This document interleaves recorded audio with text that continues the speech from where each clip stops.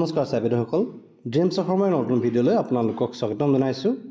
আজি ভিডিঅ'টোত আপোনালোকক শিক্ষা সেতু পৰ্টেলৰ টিচাৰ মেপিং কেনেকৈ কৰিব আপোনালোকক জনাব বিচাৰিছোঁ। সাহেবসকল ভিডিঅ'টো শেষলৈকে চাই যাব আৰু যিসকল সাহেবে চেনেলটো নতুনকৈ চাই আছে কাইণ্ডলি চেনেলটো সাবস্ক্ৰাইব কৰিবলৈ নাপাহৰিব।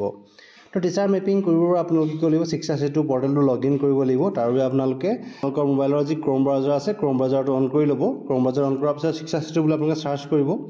সাৰ্চ কৰাৰ পিছতে আপোনালোকে ইউজাৰ আইডি আৰু পাছৱৰ্ড দি আপোনালোকে লগইন কৰিব লাগিব। লগইন কৰাৰ পিছতে আপোনালোকে ডেশবৰ্ডটো এইদৰে দেখিছে। আপোনালোকে ডেশবৰ্ডত দেখিবলৈ পাইছে আপোনালোকে লেফ্ট সাইডে তিনডাল কলাম আছে, ওপৰৰ ফালে দেখিবলৈ পাইছে ড্যাশবৰ্ড বুলি লিখা আছে। সো তিনডাল কলাম আছে আপোনালোকে ক্লিক কৰিব লাগিব। ইয়াত ক্লিক কৰাৰ পিছত দেখিছে আপোনালোকে টিচাৰ এণ্ড ষ্টাফ বুলি এটা অপচন পাব, 3 নম্বৰতে আছে। এই টিচাৰ এণ্ড ষ্টাফত আপোনালোকে ক্লিক কৰিব লাগিব। ইয়াৰ পিছত আপোনালোকে বিভিন্ন অপচনসমূহ দেখিছে আপোনালোকে তললৈ চাব। ইয়াৰ মাজতে এটা অপচন দেখিব পাব এছাইন ক্লাছ টিচাৰ বুলি। সো আপোনালোকে এছাইন ক্লাছ টিচাৰ ক্লিক কৰিব লাগিব। ইয়াত ক্লিক কৰাৰ পিছতে আপোনালোকে কোন ক্লাছত আপোনালোকে কোনজন শিক্ষকে পাঠদান কৰে আপোনালোকে ইয়াত এড কৰিব লাগিব। তাৰ বাবে আপোনালোকে কি কৰিব লাগিব এছাইন ক্লাছ টিচাৰ দেখিছে ওপৰত এটা অপচন দেখিছে, তাত আপোনালোকে ক্লিক কৰিব লাগিব পুনৰবাৰ। ইয়াৰ পিছত আপোনালোকে ক্লাছ সিলেক্ট কৰিব লাগিব, টিচাৰ সিলেক্ট কৰিব লাগিব। মই আপোনাৰ প্ৰথমে ক্লাছ সিলেক্ট কৰিছোঁ। ক্লাছ দেখিছে আপোনালোকে ক শ্ৰেণী মই সিলেক্ট কৰি দিলোঁ। ইয়াৰ পিছতে পুনৰ আপোনালোকে এড কৰিব পাৰে। ক্লাছ 1 সিলেক্ট কৰিছোঁ। ইয়াৰ পিছতে ক্লাছ 2 সিলেক্ট কৰিছোঁ। ইয়াৰ পিছতে মই টিচাৰ সিলেক্ট কৰিম। দেখিছে আপোনালোকে ইয়াত টিচাৰ অপচনত গৈ আপোনালোকে ক্লিক কৰিব। টিচাৰত ক্লিক কৰিছোঁ মই। ইয়াৰ পিছতে মই টিচাৰ সিলেক্ট কৰি দিছোঁ।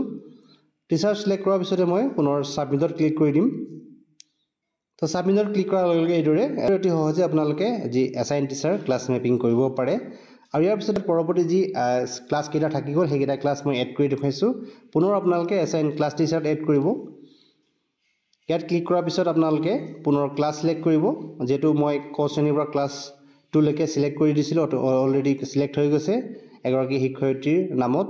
ইয়াৰ পিছতে মই পুনৰ ক্লাছ সিলেক্ট কৰিম। ক্লাছ 3 সিলেক্ট কৰিছোঁ। আকৌ ইয়াত ক্লিক কৰিব। ক্লাছ 4 সিলেক্ট কৰিছোঁ। আকৌ পুনৰ ক্লিক কৰিছোঁ। ক্লাছ 5 সিলেক্ট কৰিছোঁ। ইয়াৰ পিছতে পুনৰ টিচাৰ সিলেক্ট কৰিছোঁ। দেখিছে আপোনালোকে টিচাৰ যি চিলিয়া ৰংফাৰপি আছে, মই চিলিয়া ৰংফাৰপিত ক্লিক কৰিছোঁ। ইয়াৰ পিছতে মই সাবমিটত ক্লিক কৰি দিম। সাবমিটত ক্লিক কৰাৰ লগে লগে বিদ্যালয়ৰ যি টিচাৰ মেপিংটো কমপ্লিট হৈ যাব। এইদৰে দেখিছে আপোনালোকে দুগৰাকী শিক্ষয়িত্ৰী আছে বিদ্যালয়ত আৰু দুগৰাকী শিক্ষয়িত্ৰীয়ে এইদৰে যিহেতু তেওঁলোকৰ ক্লাছ ৱাইজ তেওঁলোকৰ assign class teacher assign complete হৈ গৈছে। দেখিছে আপোনালোকে নাম্বাৰ 1ত আছে হোম শ্ৰেয়াল এক্টিভিটি আৰু ক্লাছ 1 KG আৰু ক্লাছ 2 তেওঁ নামত তেওঁ ইয়াত মেপিং কৰা হৈছে। আৰু ইয়াৰ পিছতে চিলিয়া ৰংফাৰপি দেখিবলৈ পাইছে আপোনালোকে ক্লাছ 3, 4 and 5ক মেপিং কৰি দিয়া হৈছে। এইদৰে অতি সহজে খুব কম সময়ৰ ভিতৰতে আপোনালোকে বিদ্যালয়ৰ যি শিক্ষা সেতু পৰ্টেলত টিচাৰ মেপিং কৰিব পাৰিব।